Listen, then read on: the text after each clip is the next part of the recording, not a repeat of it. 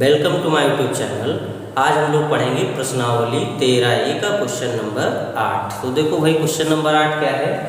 लकड़ी का एक रैकेट एक शंख के आकार का है जो एक बेलन पर अध्यारोपित है। संपूर्ण रैकेट की ऊंचाई 26 सेंटीमीटर है, जबकि शंक्वाकार भाग की ऊंचाई 6 सेंटीमीटर, शंक्वाकार भाग के आधार का व्यास 5 सेंटीमीटर और बेलनाकार भाग के आधार का व्यास 3 सेंटीमीटर है।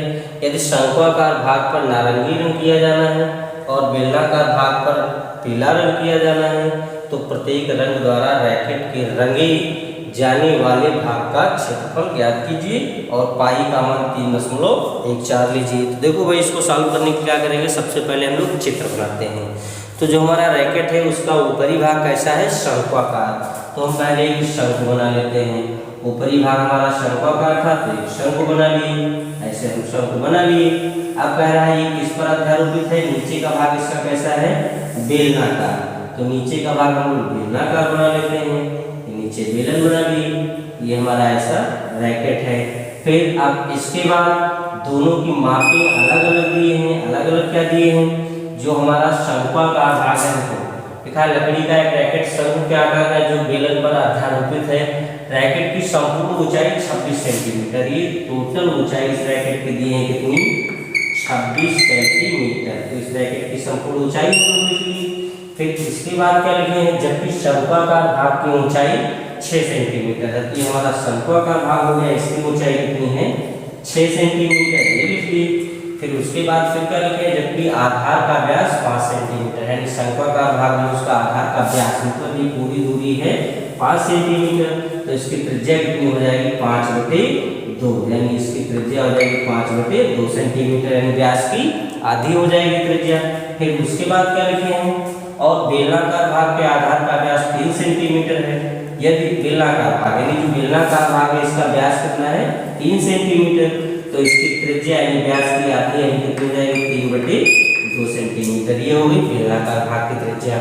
फिर लिखे हैं, यदि शंक्वाकार भाग पर नारंगी रंग किया जाना है और बेलनाकार भाग पर पीला रंग किया जाना है, तो प्रत्येक रंग द्वारा रैकेट के रंगे जाने वाले भाग का क्षेत्रफल ज्ञात कीजिए। तो हमारा ये देखिए जो बेलनाकार भाग शंक्वाकार भाग है इस पर नारंगी रंग किया जाना है, और जो बेलनाकार भाग है उस पर कौन सा रंग किया जाना है, उस पर पीला रंग करना है। तो दोनों में हमारा कितना यानी किस कौन से रंग का कितना एरिया आएगा, कितना क्षेत्रफल होगा, ये हमें निकालना है। तो इसके लिए भाई देखो क्या करेंगे, देखो भाई बेलनाकार भाग में बेलनाकार भाग का वक्रपृष्ठ निकालेंगे तो सबसे पहले एल की जरूरत निकलेगी, यानी जो शंक्वाकार भाग के लिए एल की जरूरत निकलेगी। तो एल मतलब शंख की तिर्यक लंबाई।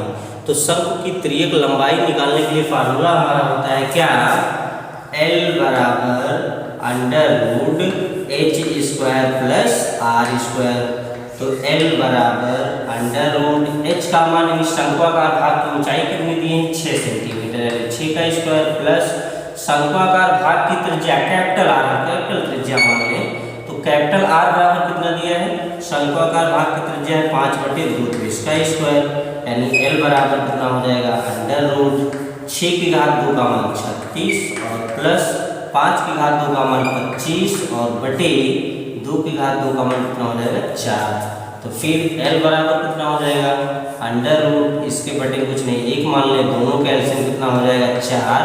1 से 4 को भाग दो 4 आएगा, 4 को 36 से गुणा कर लो तो 4 × 24 और 4 × 12 और 2 14 यानी 144 प्लस 4 से 4 को भाग दो 1 आएगा, 1 को 25 से गुणा कर लो तो 25। अब क्या करेंगे, L बराबर √, इन दोनों को जोड़ ले तो कितना होगा 169/4। अब वर्गमूल ले लें तो L बराबर 169 का वर्गमूल होगा 13 और 4 का वर्गमूल होगा 2, यानी जो हमारी L मिली वो कितनी मिल गई, 13/2 सेंटीमीटर। यानी जो हमारा शंख है उसकी तिर्यक लंबाई कितनी हो गई, 13/2 सेंटीमीटर। अब देखो भाई क्या करेंगे इसके लिए, यानी शंक्वाकार भाग का क्षेत्रफल निकालने के लिए क्या करेंगे, जितने में नारंगी रंग करना है तो नारंगी रंग करने के लिए शंख का वक्रपृष्ठ और प्लस जितने में बेलन लगा है उतना एरिया तो ढक लेगा, लेकिन बाकी का एरिया तो किनारे का बच जाएगा, तो वो भी उस भाग में भी हमें नारंगी रंग करना है, तो उसका भी एरिया हम निकालेंगे। तो उसके लिए यहाँ पर हम लोग क्या लिखेंगे, लिखेंगे नारंगी रंग द्वारा रंगे जाने वाले भाग का क्षेत्रफल, यानी नारंगी रंग से जो हमें रंगना है उस भाग का क्षेत्रफल क्या हो जाएगा, उस भाग का क्षेत्रफल मतलब शंकु का वक्रपृष्ठ, यानी पाई आर एल, कैपिटल आर, इसका कैपिटल त्रिज्या आर माने पाई आर एल प्लस इसके आधार के क्षेत्रफल से अगर हम बेलन के आधार का क्षेत्रफल घटा दें तो जितना भाग हमें नारंगी रंग का करना है वो पता चल जाएगा। तो हम लोग लिखेंगे शंकु का आधार का क्षेत्रफल होता है पाई आर स्क्वायर, त्रिज्या कैपिटल आर माने तो कैपिटल आर स्क्वायर प्लस बेलन की त्रिज्या स्मॉल आर मान लो, तो इसके आधार का क्षेत्रफल प्लस नहीं माइनस इसके आधार का क्षेत्रफल हो जाएगा पाई स्मॉल आर स्क्वायर, क्योंकि हम इसके आधार के क्षेत्रफल से इसके आधार का क्षेत्रफल घटा दें, ये इसे ढक लेगा, जितना बचेगा वही नारंगी रंग करना है। तो हमारा कितना हो जाएगा, आप देख बेटा पाई इसमें भी, पाई इसमें भी, पाई इसमें भी, तो पाई हम लोग कॉमन ले लें, तो यहाँ पर क्या बचेगा capital R into L plus यहाँ पर बचेगा कैपिटल आर स्क्वायर और माइनस यहाँ पर बचेगा स्मॉल आर स्क्वायर। आप क्या करेंगे, पाई का मान 3.14 कह रहा था लीजिए, तो 3.14 ले लिए।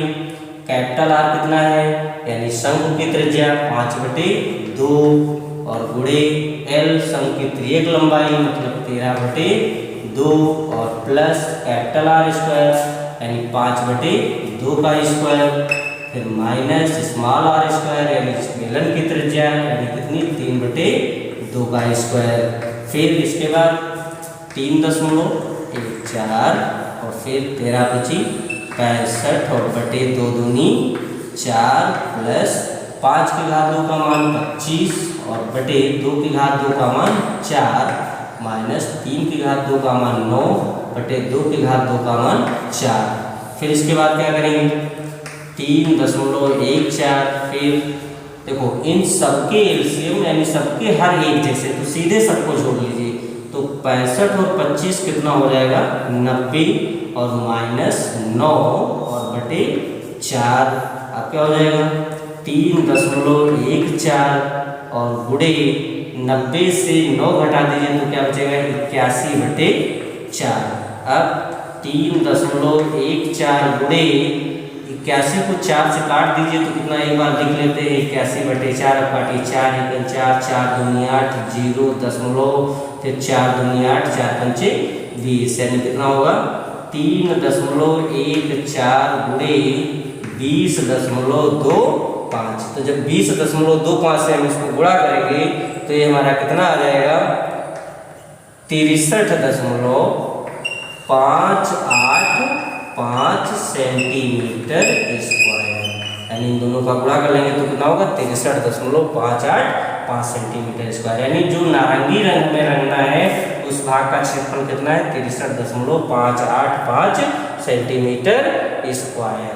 देखो भाई अगला भाग में जो निकालना है वो क्या है, अगले भाग में हमारा पूछ रहे हैं उस भाग का क्षेत्रफल ज्ञात कीजिए जिसमें हमें पीला रंग रखना है। तो यहाँ पर लिखेंगे पीले रंग द्वारा रंगे जाने वाले भाग का क्षेत्रफल। तो पीले रंग में कितना रंगना है, देखो पीले रंग में जो रंगना है तो इस बेलन का वक्रपृष्ठ और प्लस बेलन के आधार का क्षेत्रफल इतना होता है, बाकी बेलन का जो ऊपरी हिस्सा है वो शंकु में जुड़ ही जाएगा तो उससे कोई मतलब नहीं है, यानी बेलन का वक्रपृष्ठ प्लस बेलन के आधार का क्षेत्रफल। तो हमारा कितना हो जाएगा बेलन का वक्रपृष्ठ मतलब 2πRh, त्रिज्या इसकी स्मॉल आर माने तो स्मॉल आर और प्लस इसके आधार का क्षेत्रफल मतलब πr स्क्वायर। अब देखो πr इसमें भी πr इसमें भी, तो πr हम लोग कॉमन ले लेंगे, तो πr कॉमन ले लेंगे तो यहाँ पर बचेगा 2h और प्लस r स्क्वायर यानी इसकी त्रिज्या वही है तो हमारा कितना हो जाएगा πr निकल गया तो 1r बच गया। अब इसके बाद पाई का मान 3.14 और गुणे r इसकी त्रिज्या यानी बेलनाकार भाग की त्रिज्या जाएगा, कितनी हो जाएगी 3/2। फिर इसके बाद 2 इंटू एच, एच क्या है, एच हमारी है बेलनाकार भाग की ऊंचाई, तो टोटल थी 26, उसमें से 6 घट गई, तो बेलनाकार भाग की ऊंचाई कितनी बची 20 सेंटीमीटर, ये हमारी हो गई 20 सेंटीमीटर। तो एच की जगह हम क्या लिखेंगे 20 और प्लस स्मॉल आर कितना है 3/2, ये लिख लिए। फिर इसके बाद 3.14 गुणे 3/2 और फिर 20 दूनी 40 प्लस 3/2 यानी कितना हो जाएगा 3.14 गुणे 3/2, 40 दूना 80 और 3 83 यानी गुणे 83/2, यानी अब क्या हो जाएगा 3.14 गुणे 3 और 83 का गुणा, तो 3 तरफ को 9 और 3 अठे 24 यानी 249/2 दूनी 4। अब क्या करेंगे 3.14 और 249 का जब हम लोग गुणा करेंगे तो कितना आएगा 781.86 और बटे कितना है 4। अब 4 से जब हम लोग इसको भाग करेंगे तो ये हमारा आएगा 195 कितना 465 सेंटीमीटर स्क्वायर, मतलब जब 4 से इसको भाग करेंगे तो होगा 195.46 सेंटीमीटर स्क्वायर। अब आशा करते हैं क्वेश्चन आपके समझ में आया होगा और ये यूपी बोर्ड के लिए बहुत ही महत्वपूर्ण क्वेश्चन है। फिर अगला क्वेश्चन 9 नंबर, लकड़ी के एक ठोस बेलन के प्रत्येक सिरे से एक अर्धगोला खोदकर निकालते हुए एक वस्तु बनाई गई है। यदि बेलन की ऊंचाई 10 सेंटीमीटर और आधार की त्रिज्या 3.5 सेंटीमीटर तो इस वस्तु का संपूर्ण पृष्ठीय क्षेत्रफल ज्ञात कीजिए। तो हम लोग चित्र बना लेते हैं। कैसा एक गुटका है जो बेलन के आकार का है लकड़ी का, तो ये हम बना लेते हैं गुटका बेलन के आकार का है। अब ये ठोस है, इसके दोनों हिस्सों पर एक अर्धगोला खोदकर निकाल दिया गया, मतलब ऐसा इतना भाग ये खोदकर निकाल दिया गया है। फिर ऊपर भी इतना ही किया गया है, ऐसे दोनों सेम तरीके से जितना नीचे निकाला गया इतना ही ऊपर निकाला गया। फिर अब कह रहे हैं जो हमारा लकड़ी का गुटका है इसकी ऊंचाई कितनी दिए हैं 10 सेंटीमीटर और इसकी त्रिज्या कितनी दिए हैं 3.5 सेंटीमीटर, ये लिख लिए। अब हमें निकालना था जो खोदने के बाद जितना आकृति बची उसका संपूर्ण पृष्ठीय क्षेत्रफल क्या होगा। तो भाई संपूर्ण पृष्ठीय क्षेत्रफल निकालने के लिए इस बेलन का वक्र पृष्ठ, मतलब जितना हिस्सा हम टच कर सकें, जिसको पेंट कर सकें, यानी इसका वक्र पृष्ठ और प्लस इसका वक्र पृष्ठ और प्लस इसका वक्र पृष्ठ, यानी इन दोनों अर्धगोलों का वक्र पृष्ठ और बेलन का वक्र पृष्ठ तीनों को जोड़ लें तो हमारा टोटल एरिया पता चल जाएगा कि इस आकृति का कितना पृष्ठीय क्षेत्रफल है। तो हम लोग देखो कैसे सॉल्व करेंगे, लिखेंगे इसमें r बराबर कितना दिया है 3.5 सेंटीमीटर और h बराबर कितना दिया है 10 सेंटीमीटर, मतलब जितनी त्रिज्या हमारी बेलन की है उतनी ही त्रिज्या इस अर्धगोले की है। तो हम लोग लिखेंगे संपूर्ण पृष्ठीय क्षेत्रफल या लिखेंगे आकृति का संपूर्ण पृष्ठीय क्षेत्रफल। आकृति का संपूर्ण पृष्ठीय क्षेत्रफल क्या हो जाएगा भाई, बेलन का वक्र पृष्ठ मतलब 2πrh और प्लस अर्धगोले का वक्र पृष्ठ वो भी 1 का निकाल लें और 2 से गुणा कर लें, दोनों का हो जाएगा, मतलब 2 गुणे बेलन का वक्र पृष्ठ मतलब कितना 2πr², बेलन के वक्र पृष्ठ का सूत्र होता है। अब देखो 2πr इसमें भी और 2πr इसमें भी कॉमन ले लें, तो 2πr कॉमन ले लेंगे तो यहाँ पर बचेगा h और प्लस यहाँ पर क्या 2πr निकल गया तो 2 ये बच गया, यहाँ से r बच गया, मतलब 2r। अब 2π का मान 22/7 गुणे r का मान दिया है 3.5 और इंटू h का मान दिया है 10 प्लस 2 गुणे r का मान कितना दिया 3.5, ये लिख लिए। फिर अब काट दो 7 × 7 7 × 6 35 यानी 0.5 यानी 2 गुणे 0.5 का गुणा 22 के साथ कर लो तो आएगा 11.0। फिर 10 और प्लस 2 का गुणा 3.5 के साथ हो जाएगा 7.0। फिर 11 दूनी 22 यानी कितना हो जाएगा 22 और गुणे 10 और 7 जोड़ लो तो कितना हो जाएगा 17।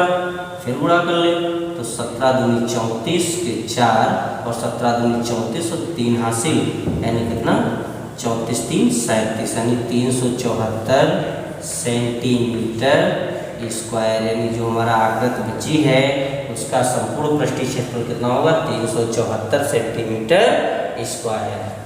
देखो भाई अगला क्वेश्चन हमारा है, अगला क्वेश्चन 10 नंबर है। 3 घास के ठोस घन जिनकी भुजाएं क्रमशः 3 सेंटीमीटर, 4 सेंटीमीटर तथा 5 सेंटीमीटर है को पिघलाकर एक ठोस घन बनाया जाता है। इस प्रकार बने ठोस घन की भुजा ज्ञात कीजिए। मतलब 3 छोटे छोटे घन हैं, उनको पिघला करके एक बड़ा घन बनाया गया। मतलब 3 को पिघला कर जब एक बनाया गया यानी उन 3 का आयतन जो है वो उस एक बड़े घन के आयतन के बराबर होगा। तो हम लोग क्या लिखेंगे, पहले घन की भुजा क्या मान लें L1, L1 बराबर कितना है 3 सेंटीमीटर, और दूसरे घन की भुजा L2 मान लें, L2 बराबर कितना है 4 सेंटीमीटर है, और तीसरे घन की भुजा हमारी कितनी दी L3 मान लें, L3 बराबर कितना 5 सेंटीमीटर है। अब जो हमारा बड़ा घन बनाया गया उसकी भुजा हमें निकालनी है, तो यहाँ पर हम लोग लिखेंगे माना बड़े घन की भुजा, घन की भुजा बराबर कैपिटल L सेंटीमीटर मान लो। जो बड़ा घन बनाया गया उसकी भुजा कितनी कैपिटल L सेंटीमीटर। अब तीनों को मिलाकर बड़ा बनाया गया तो हम लोग लिखेंगे बड़े घन का आयतन, बड़े घन का आयतन बराबर पहले घन का आयतन, पहले घन का आयतन प्लस पहले घन का आयतन प्लस दूसरे घन का आयतन, दूसरे घन का आयतन और फिर प्लस तीसरे घन का आयतन, तीसरे घन का आयतन। तीनों का जोड़ लें तो उस बड़े के बराबर होगा। तो घन का आयतन क्या होता है भुजा क्यूब, और भुजा बड़े घन की क्या माने L, तो यहाँ हो जाएगा कितना L क्यूब। फिर बराबर पहले घन का आयतन, पहले घन की भुजा L1 थी तो L1 का क्यूब, और फिर दूसरे घन का आयतन यानी दूसरे घन की भुजा L2 थी तो L2 का क्यूब, प्लस तीसरे घन का आयतन, तीसरे घन की भुजा L3 थी मतलब L3 का क्यूब। अब L1 L2 L3 के मान रख लीजिए, मतलब L क्यूब बराबर L1 का मान कितना 3 यानी 3 का क्यूब, प्लस L2 का मान 4 यानी 4 का क्यूब, प्लस L3 का मान 5 यानी 5 का क्यूब। फिर L क्यूब बराबर 3 की घात 3 का मान 27, 3 तरफ को 9 त्रिक 27, फिर 4 की घात 3 का मान 4 चौको 16 चौको 64, और प्लस 5 की घात 3 का मान कितना हो जाएगा 55 25 पंचे 125। अब इन तीनों को जोड़ लें तो L क्यूब बराबर कितना हो जाएगा, तीनों को जोड़ेंगे तो 216। अब लिखेंगे दोनों पक्षों का, दोनों पक्षों का घनमूल लेने पर, घनमूल लेने पर दोनों पक्षों का घनमूल लीजिए तो इधर L क्यूब है नहीं केवल L रह जाएगा, यानी L बराबर कितना हो जाएगा 216। 216 के फैक्टोरियल में घनमूल में हम लिख ले रहे हैं, घनमूल के लिए कड़ी में 3 लिखते हैं और 216 के फैक्टर करेंगे तो होगा 2 दूनी 4 दूनी 8 3 24 3 72, फिर 3 से गुणा करेंगे तो 216। अब L बराबर जब घनमूल निकालते हैं तो 3 3 के जोड़े बनते हैं, यानी कितना हो जाएगा, इस जोड़े का 1 2 बाहर आ जाएगा और इस 3 का 1 बाहर हो जाएगा, मतलब L बराबर कितना हो जाएगा 2 6 सेंटीमीटर। यानी जो हमारा बड़ा घन बना उसकी भुजा कितनी है 6 सेंटीमीटर।